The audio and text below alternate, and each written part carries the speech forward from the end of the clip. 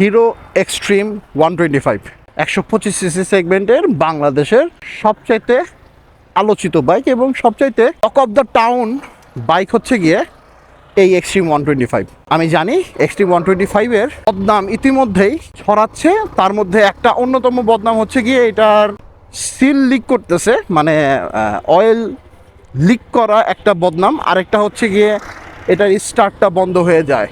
আমার কাছে ইনফরমেশন মোতাবেক তৃতীয় লটের যে গাড়িগুলো ছিল সেটার কয়েকটা ইউনিটের সিল কিছু কিছু লক মানে লিক করতেছে।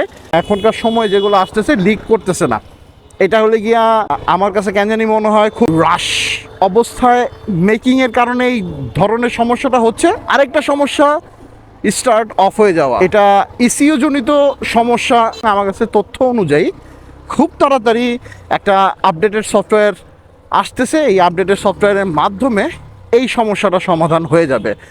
যারা যারা এক্সট্রিম 125 কিনেছেন, যারা যারা স্টার্ট অফের সমস্যায় ভুগতেছেন, তাদেরকে আমি অনুরোধ করব একটুখানি ধৈর্য ধরেন, ইনশাল্লাহ আপনাদের সমস্যার সমাধান হয়ে যাবে। ছোট ভাই এবং খুব ঘনিষ্ঠ জনকে এক্সট্রিম 125টা কিনে দিলাম এবং আমি রাইড করে দেখতেছি যে আসলে কোনো খুঁটিনাটি প্রবলেম আছে নাকি। আল্লাহর রহমতে আমার মনে হয় 125 সিসি সেগমেন্টের মধ্যে শৈশব তুমি ভালো একটা চয়েস করছো।